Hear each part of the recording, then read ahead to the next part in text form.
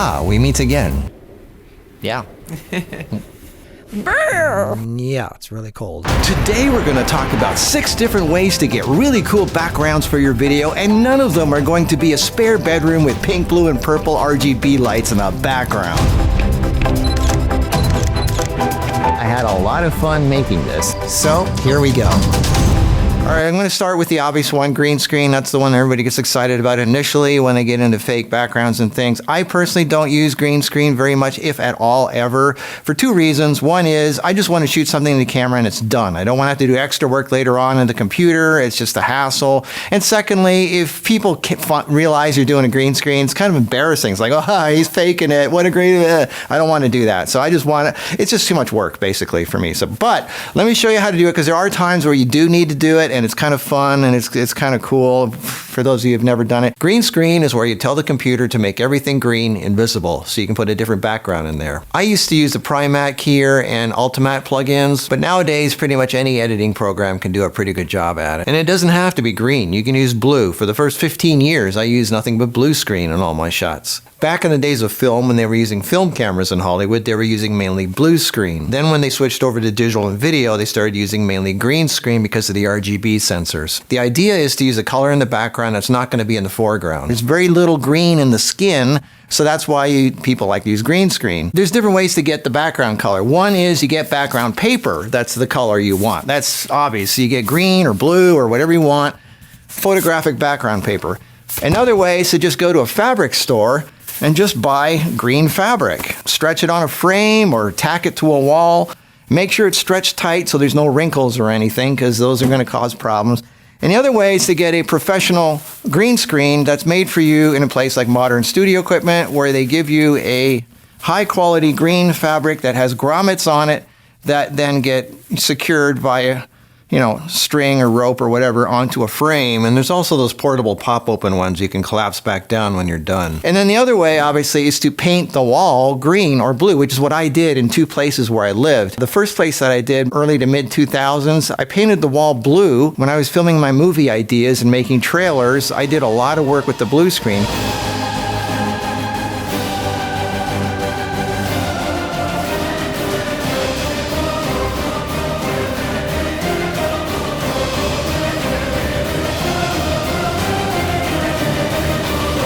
Here's what it looks like behind the scenes, and here's what the finished shot looks like. Blue works really well, and I actually like blue myself because it kind of, if you do get some spill of blue on the person, it's basically sky color. It's more natural. People are used to seeing blue spill more than green. If you see some green edge on somebody, it just looks weird. And it's kind of hard to get green out of the hair and out of, shiny reflective surfaces, or if you have white or whatever. Anyway, another way to get a green screen is to use a green screen.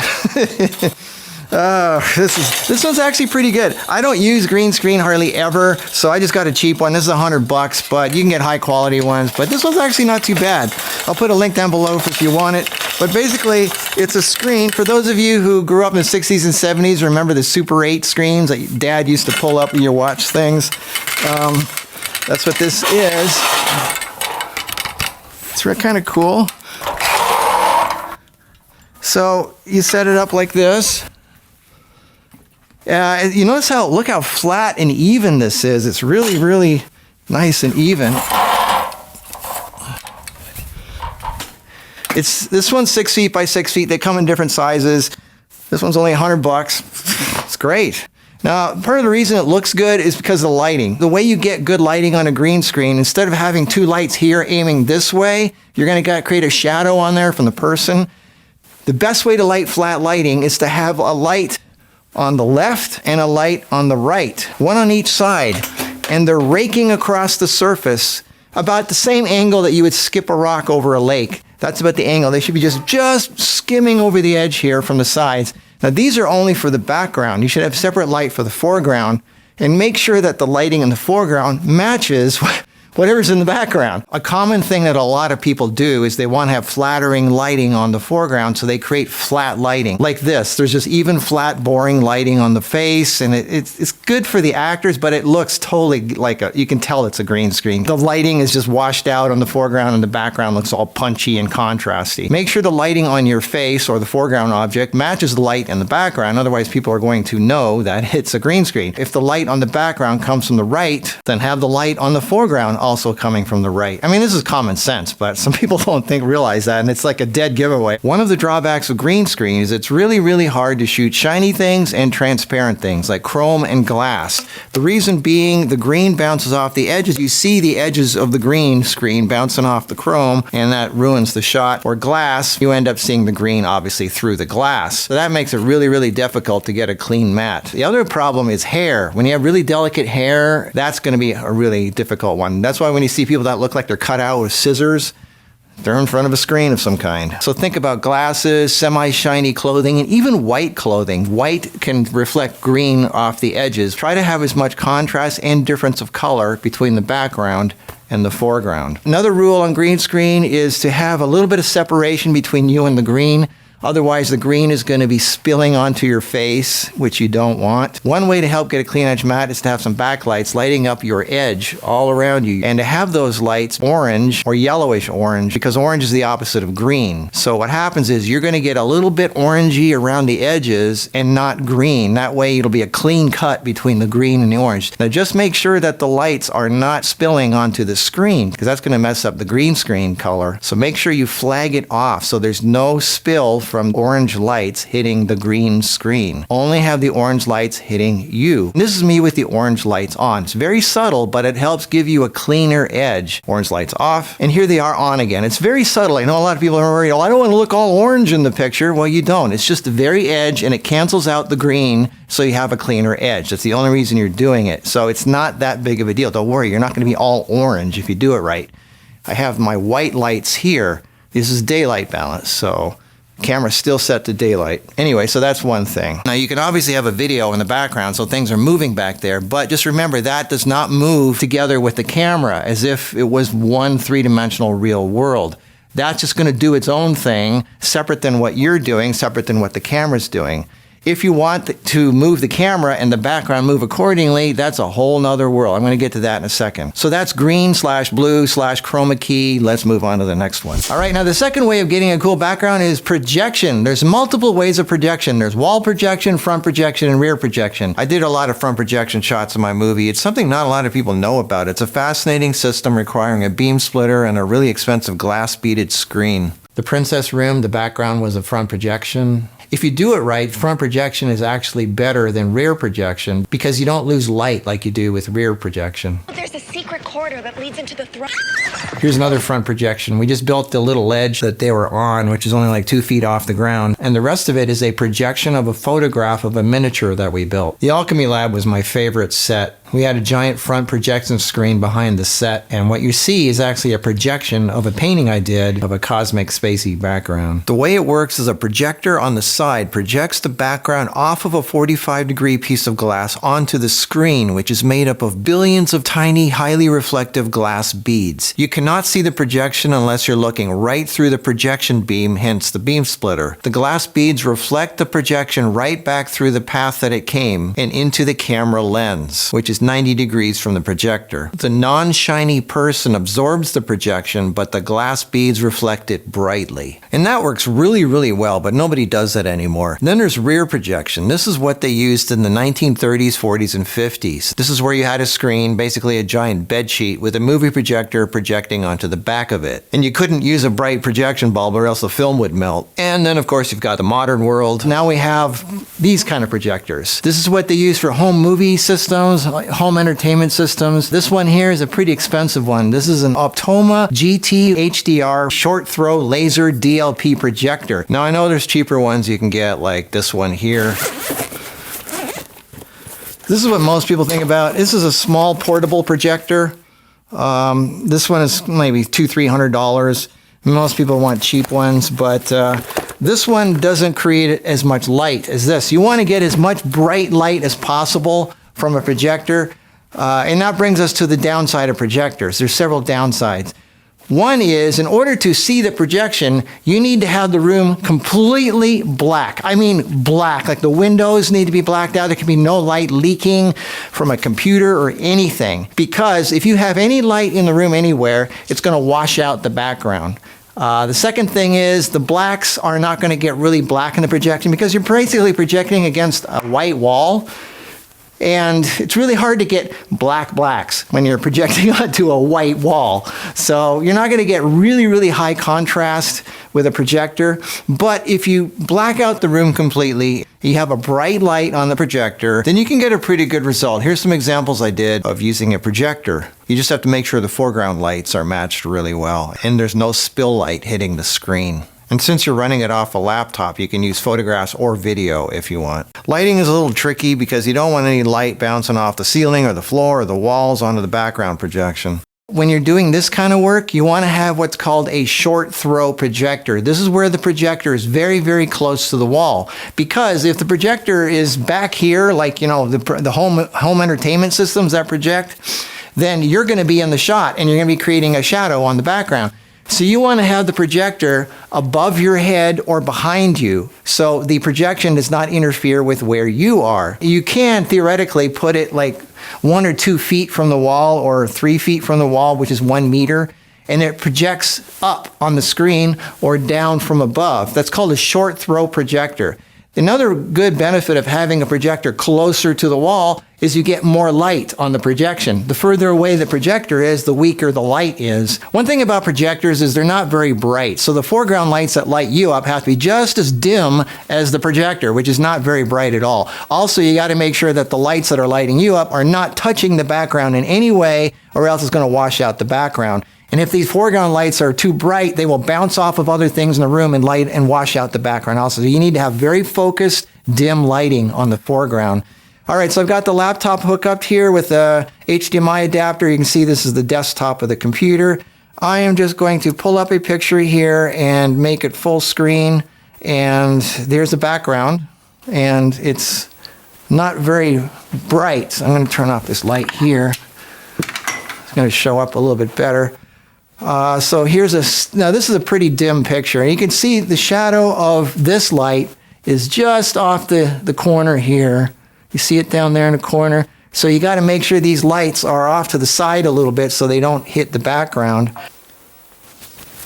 So one thing about projections is you can move the camera left and right and give a little bit of movement in there as if you're actually in a location, but you can't do it too much because that'll give it away. But you can move the camera a little bit when you're got a projection going. And this is a really low res picture. It's really blurry, but that's okay because it kind of makes it look like it's out of focus in the background.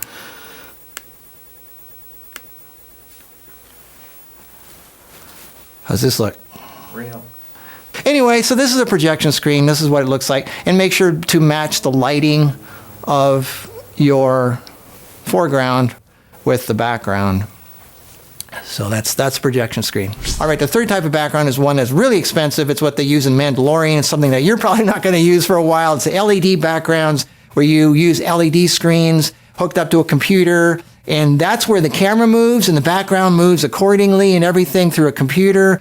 That requires tracking hardware, which is really expensive, and software. You need an Unreal Engine to create the 3D backgrounds. It's just really complicated, really expensive, so I'm not going to go into that on this one, but it is going to become an option in the very near future. All right, next up in the world of backgrounds is an actual backdrop, the classic backdrop. This is my favorite one. This is the one that I like to use a lot of. I don't know why. It's just friendly. There's no technology involved. You just stand in front of a backdrop. And the company that makes these, there's a lot of companies that make these. You can make your own, obviously, but I like to get my backdrops from Kate Backdrop. The fabric that Kate uses is a really nice fabric. It's kind of velvety. It's not shiny, so it doesn't like make shiny reflections. And the thing I like about them is they come in different sizes.